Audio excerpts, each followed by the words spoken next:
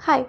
सो doubt आया एक कि बीएसटी में सब कुछ पढ़ भी रहा हूँ, समझ भी आ रहा है, बट एग्ज़ाम में पॉइंट्स ही याद नहीं आते या हेडिंग्स ही याद नहीं आती, तो क्या करना चाहिए?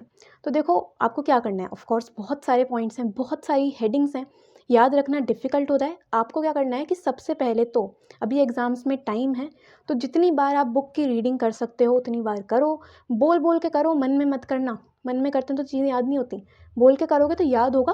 और एक ही चीज़ को जब आप बार-बार देखते हो बुक में, तो वो चीज़ खुद से आपको याद होने लग जाती है, ठीक है? दूसरी चीज़ आपको करनी है, आपको बनाने फ्लो चार्ट्स, बहुत काम आते हैं।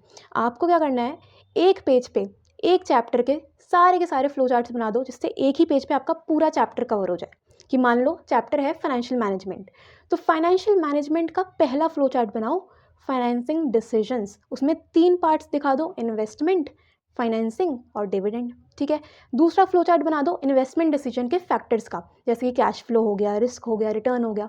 तो आपको इस तरह से पूरे ही चैप्टर के जितने भी फ्लो चार्ट्स बन सकते हैं बना दो, एक पेज पे कवर कर दो, जिससे आपके पास पढ़ने के लिए कम टाइम में आप आसानी से कर पाओगे, ठीक है? तो फ्लो चार्ट्स होंगे तो उनको बार बार रीड करोगे, देखोगे तो चीज़ें याद हो जाएंगी, हेडिंग्स याद हो जाएंगे, पॉइंट्स याद हो जाएंगे, ठीक है? ये करके देख लो, डेफिनेटली हो जाएगा और बढ़िया हो जाएगा।